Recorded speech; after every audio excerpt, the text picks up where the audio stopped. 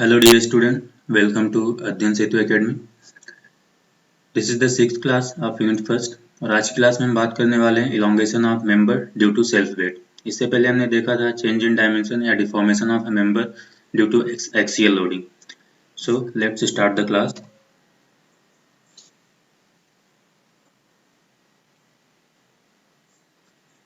Elongation of conical bar due to self wait.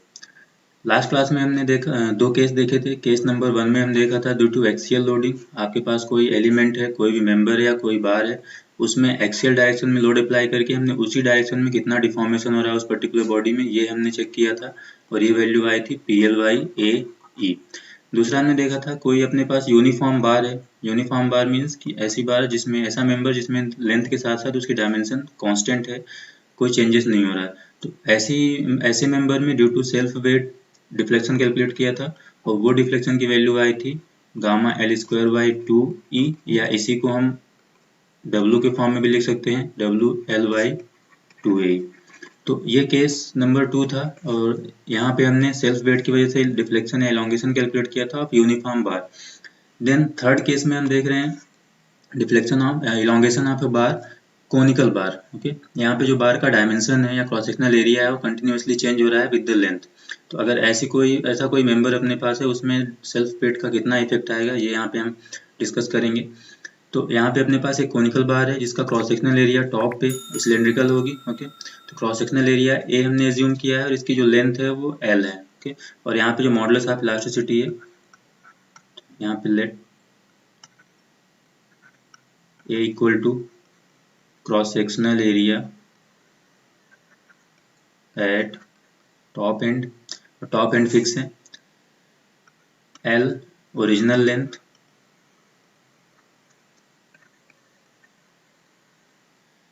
E Young's modulus या modulus of elasticity हो जाएगा।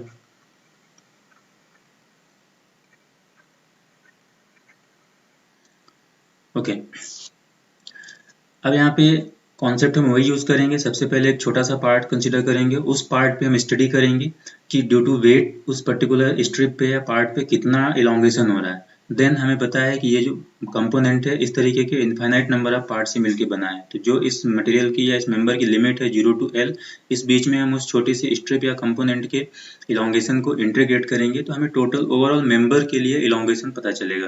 Right, तो concept अपना same रहेगा। यहाँ से बॉटम से हम x डिस्टेंस पे एक छोटी सी स्ट्रिप कंसीडर करेंगे।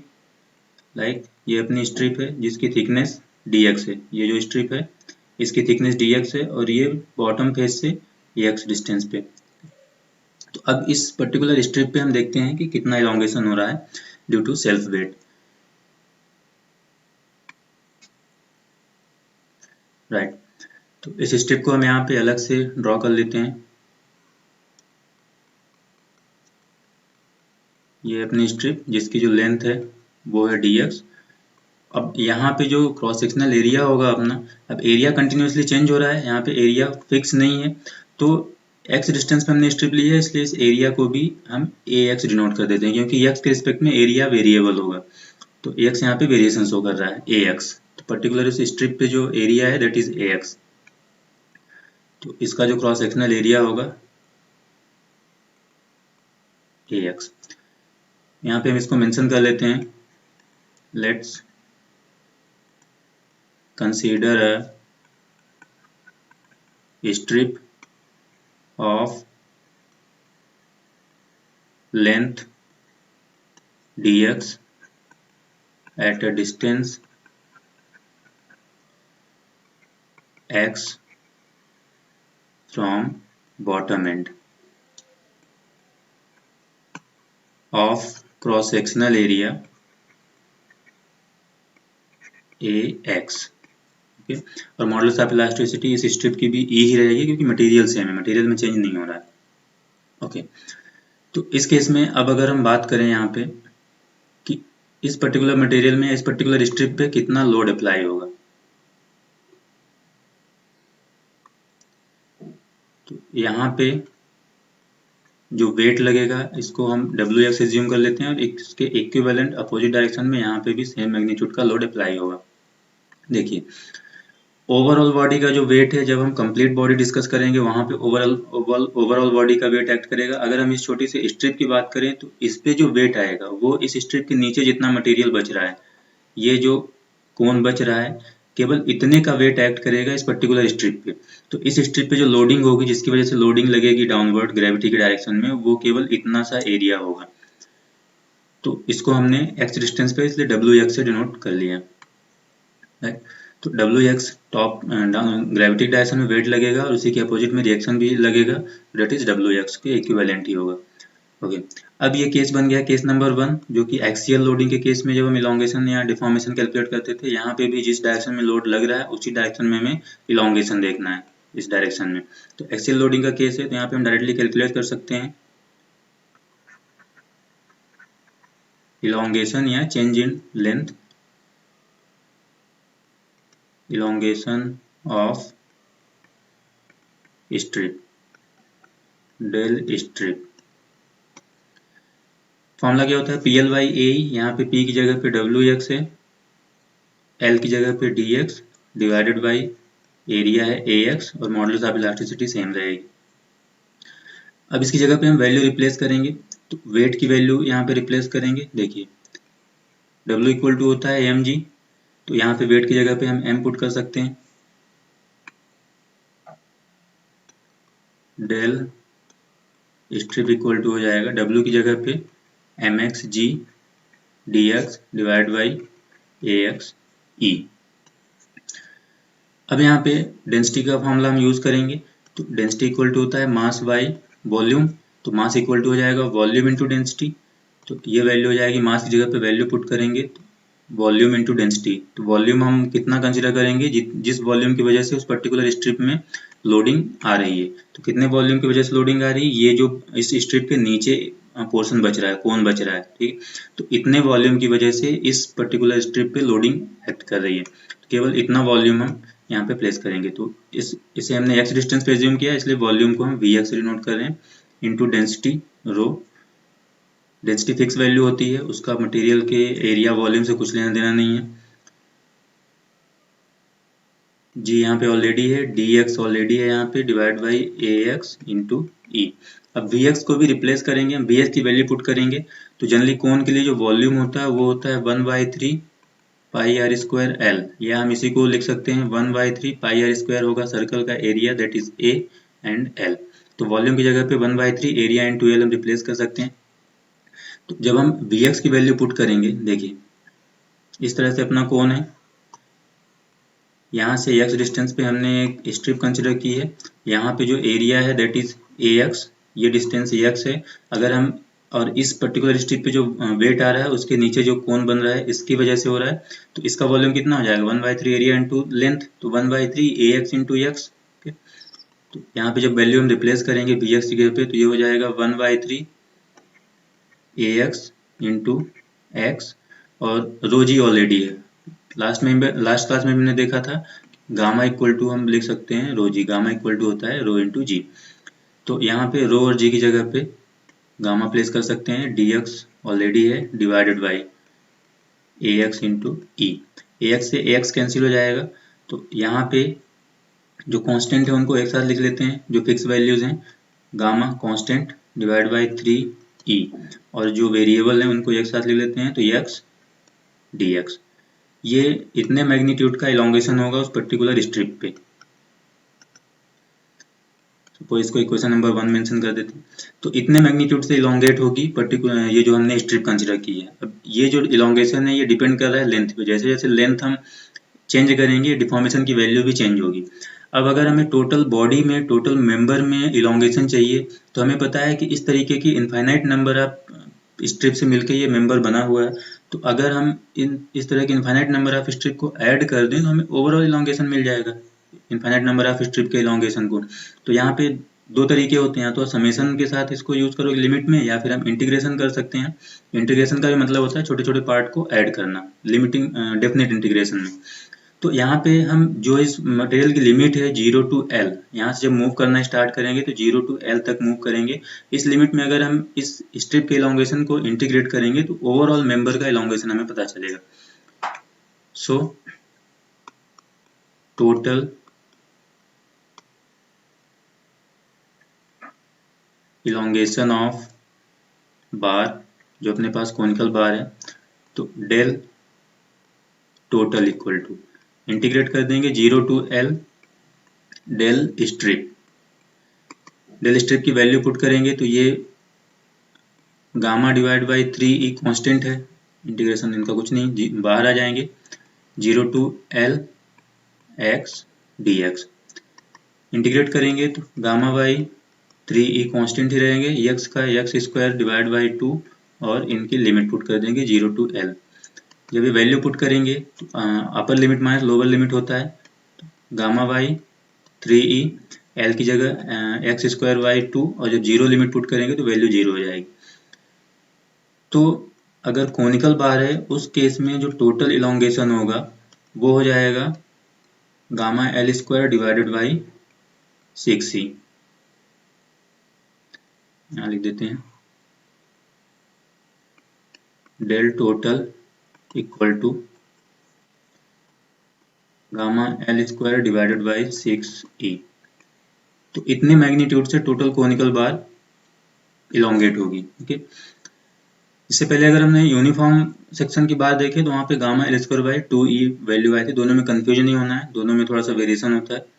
देन अगेन अगर हम इस फॉर्मूले को W के फॉर्म में कन्वर्ट करना चाहें, अगर अपने पास हम डायरेक्टली वेट के टर्म में फॉर्मूले को यूज करना चाहें तो हम डायरेक्टली कन्वर्ट कर सकते हैं और गामा को W के फॉर्म में रिप्लेस कर सकते हैं। कैसे? हमें पता है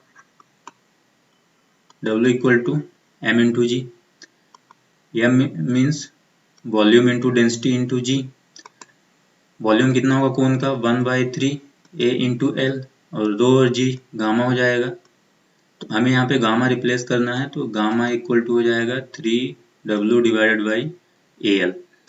तो इतना हम रिप्लेस कर सकते हैं गामा की जगह पे। तो यहाँ से so del total equal to आ जाएगा गामा की जगह पे 3W by AL, gamma L square divided by 6E। एक L से एक L कैंसिल हो जाएगा तो यहाँ पे अपने पास डेल टोटल बचेगा WL बाई 2AE। तो ये फॉर्मूला सेम ही रहेगा चाहे आपका बार कुछ भी हो, यूनिफॉर्म सेक्शन का हो या कोनिकल हो। लास्ट केस में भी यही वैल्यू आई थी WL बाई 2AE और यहाँ पे भी यही वैल्यू है। तो ये फॉर्मूला सेम रहेगा। अगर हम गामा के टर्म में फॉर्मूला पुट करेंगे या यूज करेंगे वहाँ पे डिफरेंट फॉर्मूला होगा। तो इम्पोर्टेंट फॉर्मूला है, दोनों ध्यान रखने हैं अपन को। यूनिफॉर्म बार का सेल्फ वेट की वजह से कितना इलोंगेशन होता है और कॉनिकल बार का सेल्फ वेट की वजह से कितना इलोंगेशन होता है, राइट। नेक्स्ट देखते हैं elongation of tapered bar due to axial loading. Tapered bar means कि ऐसी बार जिसका डायमेंशन लेंथ के साथ साथ चेंज हो रहा है और यहाँ पे जो लोड लगेगा वो एक्सियल नेचर का ही लोड लगेगा।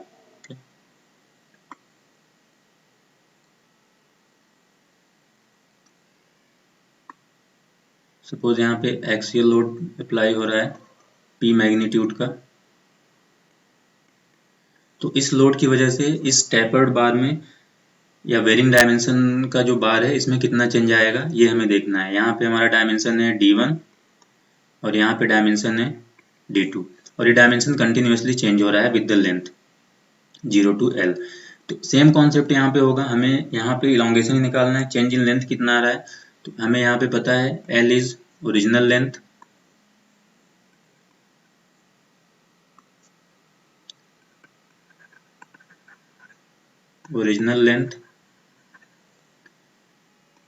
D1 D2 डाया है, dia bar at both end. ये मटेरियल है, इसका कुछ मॉडुलस ऑफ इलास्टिसिटी होगा, यंग्स मॉडुलस। P है अप्लाइड एक्सियल लोड, राइट। ठीक है, तो कॉन्सेप्ट यहाँ पे भी सेम ही रहना है। हम पहले एक छोटी सी स्ट्रिप कंसिडर करेंगे, उस स्ट्रिप पे देखेंगे कि एक्सियल लोड की वजह से कितना इलोंगेशन हो रहा है। देन उस स्ट्रिप्स, इस तरह की इनफाइनाइट नंबर ऑफ स्ट्रिप्स मिलके ये पूरा टैपर्ड बार बना हुआ है। तो एक जिस लिमिट में ये टैपर्ड बार आ रहा है उस लिमिट में उस स्ट्रिप के इलोंगेशन को या डिफॉर्मेशन को हम इंटीग्रेट कर देंगे तो ओवरऑल मेंबर का या ओवरऑल बार का हमें इलोंगेशन पता चल जाएगा। तो कॉन्सेप्ट सेम रहेगा। यहाँ पे सबसे पहले हम कंसिडर करेंगे एक स्ट्रिप,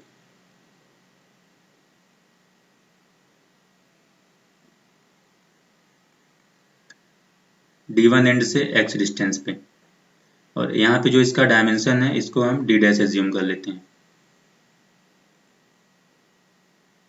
d डैश। ओके, तो अब इस पहले सबसे पहले हमें इस स्ट्रिप पे, जो हमने स्ट्रिप कंसिडर की है, इस स्ट्रिप पे हमें देखना होगा कितना इलोंगेशन आ रहा है। इस स्ट्रिप की जो लेंथ है दैट इज dx थिकनेस है इस स्ट्रिप की जो हमने कंसिडर की है यहाँ पे। ठीक है, so let's consider a strip of length dx, dia d dash at a distance x from d1 end, right. तो d1 एंड से x डिस्टेंस पे हमने एक छोटी सी स्ट्रिप कंसिडर की है dx लेंथ की, तो इसका डायमीटर d डैश है। तो इस स्ट्रिप में सबसे पहले हम चेंज कैलकुलेट करेंगे। अब हम अगर ध्यान से देखें तो ये स्ट्रिप में भी एक्सियल लोड अप्लाई होगा और उसी डायरेक्शन में हमें चेंज देखना है, डिफॉर्मेशन देखना है। तो ये केस नंबर 1 बन जाता है कि एक्सियल लोड की वजह से कितना इलोंगेशन आएगा। जब हम केस नंबर 1 अप्लाई करेंगे तो वहाँ पे जो चेंज होता है वो होता है PL डिवाइडेड बाई ए, उस पर लगने वाला एक्सियल लोड, उसका लेंथ, एरिया और मॉडल्स ऑफ इलास्टिसिटी, ये पैरामीटर हमें पता होने चाहिए। तो यहाँ पे लोड हमें पता है P मैग्नीट्यूड को लग रहा है, लेंथ हमें पता है dx है, एरिया हमें देखना पड़ेगा इस बार इस डायमेंशन में एरिया कितना होगा या इस स्ट्रिप पे एरिया कितना होगा, क्योंकि डायमेंशन कंटिन्यूसली चेंज हो रही है d1 टू d2। तो यहाँ पे जो d डैश है सबसे पहले हमें इसकी वैल्यू कैलकुलेट करनी होगी। तो कैसे कैलकुलेट करेंगे, ध्यान से देखिए। अगर हम बात करें कि डायमेंशन में चेंज कितना हो रहा है, यहाँ पे d1 है, यहाँ पे d2 है, d1 d2। अगर हम 0 टू L मूव करते हैं तो डायमेंशन में चेंज कितना आता है, राइट। अगर हम d1 टू d2 मूव करते हैं तो ये वैल्यू तो इतना d1 ही रहेगी, यहाँ से यहाँ तक d1 ही रहेगा। अभी जो एक्स्ट्रा है ये कितना है ये हमें देखना है, यही दोनों में डिफरेंस क्रिएट करेगा। Change in dimension, change in dia from d1 to d2, या हम इसको ऐसा लिख सकते हैं change in dia after moving L length of L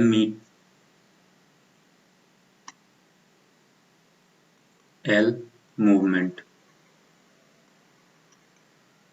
right. तो कैसे भी हम इसको लिख सकते हैं यहाँ पे, तो change in dia from d1 to d2, जब हम d1 से d2 मूव करते हैं डायमीटर में कितना चेंज हो रहा है, या ये बोल सकते हैं L मीटर मूव करने पे डायमीटर में कितना चेंज आ रहा है।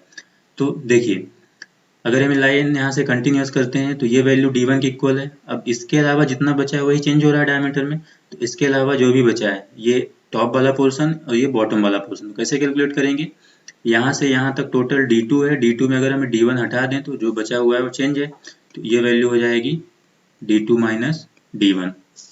ये चेंज आ रहा है L मीटर में। तो अगर हम 1 मीटर का चेंज निकालें, so change in dia at 1 meter, तो ये वैल्यू कितनी हो जाएगी d2 minus d1 divide by L। Simple सा कॉन्सेप्ट है, अगर आपके पास 4 यूनिट की प्राइस 10 रुपीज है तो 1 यूनिट की प्राइस कितनी होगी 10/4। ओके, यही कॉन्सेप्ट यहाँ पे लगा है। L मीटर के मूवमेंट में डायमीटर में चेंज पता है, तो 1 मीटर के मूवमेंट में डायमीटर में कितना चेंज आएगा ये हम इस तरीके से कैलकुलेट करेंगे। लेकिन हमें चाहिए कहाँ पे, सपोज यहाँ पे d डैश है, this is the section what we have considered, d dash at a distance x from d1। तो हमें यहाँ का डायमीटर चाहिए, तो x डिस्टेंस की मूवमेंट में डायमीटर में कितना चेंज आ रहा है ये कैलकुलेट कर लेते हैं। And change in dia at x meter, अगर हम x मीटर मूव कर रहे हैं तो डायमीटर में कितना चेंज आ रहा है, तो 1 का पता है, अब कितनी भी क्वांटिटी निकालना हो मल्टीप्लाई कर देंगे उससे, तो ये हो जाएगा d2 minus d1 by L into x. तो इतने मैग्नीट्यूड का चेंज आएगा डायमीटर में इस सेक्शन पे, जो सेक्शन हमने कंसिडर किया है। तो हम अब देखिए अगेन ये लाइन हम यहाँ से सीधे स्ट्रेट करते हैं, ये स्ट्रेट करते हैं, तो यहाँ पे ये जो डिस्टेंस है ये d है, d1 हो जाएगा, राइट। और इसके अलावा जो बचेगा वो चेंज होगा, यहाँ पे जो डायमीटर में चेंज आ रहा है तो वो वैल्यू है d2 minus D one by L into x. तो अगर हमें यहाँ पे डायमीटर कैलकुलेट करना हो तो देखिए अभी अपने पास क्या है, d1 है और उसके अलावा d1 के अलावा जितना पोर्शन बचा है वो यहाँ पे दिया हुआ है। तो जब हम टोटल डायमीटर यहाँ पे d डैश की वैल्यू कैलकुलेट करेंगे तो d1 प्लस जितना चेंज आ रहा है वो कर दें तो हमें d डैश के डायमीटर मिल जाएगा। So dia of strip, dia of strip at x distance, इसको हमने d डैश एज्यूम किया है, d डैश इक्वल टू हो जाएगा d1 plus d2 minus d1 divide by l into x. तो ये d डैश का डायमीटर हो जाएगा। अब इस वैल्यू को हम थोड़ा सा सिंप्लीफाई करते हैं क्योंकि यहाँ पे d2 minus D one by L एक फिक्स वैल्यू है, इसमें कोई चेंज नहीं होगा। d1 फिक्स है, d2 फिक्स है, लेंथ भी फिक्स कांस्टेंट वैल्यू। तो इतना बड़ा कांस्टेंट लेके चलने की बजाय हम इसको एक छोटे फॉर्म में कन्वर्ट कर लें ताकि कैलकुलेशन में हमें ईजी हो। तो इसको हम एक सिंप्लीफाई वैल्यू में कन्वर्ट करेंगे। d dash equal to d1 plus k into x, where d2 minus d1 by L equal to हमने k एज्यूम कर लिया है। तो ये भी एक कांस्टेंट है, ये भी कांस्टेंट है, तो इनकी जगह एक छोटा सा कांस्टेंट लेके चलेंगे तो कैलकुलेशन में आसानी होगी हमें। तो d डैश की जगह पे d1 plus k into x. अब डायमीटर मिल गया तो एरिया हम इजिली कैलकुलेट कर सकते हैं क्योंकि एक्सियल लोड की वजह से जो डिफॉर्मेशन होगा उसमें हमें एरिया की टर्म की रिक्वायरमेंट होगी।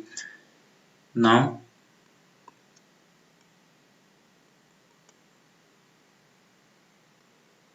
elongation of strip due to axial load। Axial load की वजह से उस पर्टिकुलर स्ट्रिप में कितना इलोंगेशन होगा वो देख लेते हैं। डेल स्ट्रिप फॉर्मूला होता है PL बाई ए, पी उस पर्टिकुलर स्ट्रिप का लेंथ है dx डिवाइड बाई एरिया। अब उस पर्टिकुलर स्ट्रिप पे जो डायमीटर बन रहा है d डैश उसका एरिया, तो डायमीटर पता है तो pi by 4 d dash square into E. और जब वैल्यू पुट करेंगे तो P dx डिवाइड बाई 4 ऊपर कर देते हैं पाई, d डैश की वैल्यू पुट करेंगे, d डैश की वैल्यू है d1 प्लस के एक्स स्क्वायर और e यहाँ पे साथ में पाई के साथ में पुट कर देते हैं। तो इतने मैग्नीट्यूड का चेंज आएगा उस पर्टिकुलर स्ट्रिप में जो स्ट्रिप हमने कंसिडर की है। अब हमें पता है कि इस तरह की इनफाइनाइट नंबर ऑफ स्ट्रिप से मिलकर ये मेंबर बना है। तो अगर हम उस रेंज में इस पर्टिकुलर स्ट्रिप के जो इलोंगेशन आ रहा है इसको इंटीग्रेट कर दें तो ओवरऑल बार का इलोंगेशन हमें पता चल जाएगा। So total elongation of bar due to axial load, del total equal to हो जाएगा, जो बार की लिमिट है वो 0 से L मीटर है, डेल स्ट्रिप, राइट। यहाँ पे वैल्यू पुट करते हैं, del total equal to 0 to L। अब जो कांस्टेंट वैल्यू है उसको ऑलरेडी बाहर रख लेते हैं। तो यहाँ पे कांस्टेंट वैल्यू है 4p by pi E. Load उतने मैग्नीट्यूड का रहेगा, लोड में कुछ चेंज नहीं आएगा, तो 4p pi constant E constant by pi E, ये बाहर रख लेते हैं 4p बाई पाई ई। और यहाँ पे अंदर आ जाएगा dx divide by d1 plus के एक्स स्क्वायर। ओके, इसको इंटीग्रेट करेंगे तो 4p बाई पाई ई। यहाँ पे अब हमें कॉन्सेप्ट क्या लगाना है, 1 by x square D x का इंटीग्रेशन देखना है। जब हम इसका इंटीग्रेशन देखेंगे ये वैल्यू ऊपर जाएगी, x -2 हो जाएगा, x -2 dx, और x -2 का x -1 y -1, राइट। तो इसको हम लिख सकते हैं -1/x, राइट। तो यही कॉन्सेप्ट यहाँ पे हमें यूज करना है। इसको अगर हम टोटल x एज्यूम कर लें तो 1/x² का इंटीग्रेशन देखना है हमें। तो ये वैल्यू हो जाएगी, माइनस साइन को माइनस साइन पहले हमने पुट कर लिया है, ये 1/x की जगह पे d1 + kx, और x का जो कोफिशिएंट होता है उससे डिवाइड होता है इंटीग्रेशन में, right, 1/k। Then limit 0 to L, value को एक्सपांड करेंगे तो -4py/e, लिमिट पुट करेंगे L upper limit minus lower limit, तो यहाँ पे 1/d1 + kx, x की जगह पे L आ जाएगा, ओके, इंटू 1/k, और जीरो लिमिट पुट करेंगे -1/d1 + kx, यहाँ पे जीरो तो केवल d1 बचेगा, d1 इंटू k।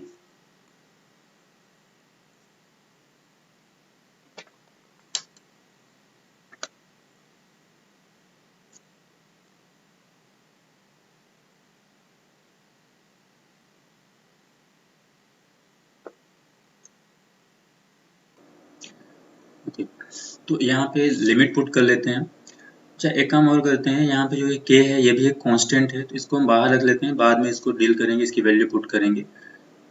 तो यहाँ पे लिमिट रखने से पहले हम k को बाहर रख लेते हैं, वो भी एक कांस्टेंट ही है, फिक्स वैल्यू है, तो इजी होगा कैलकुलेशन करना। तो यहाँ पे -4p/πe, और जो k है इसको बाहर रख लिया k।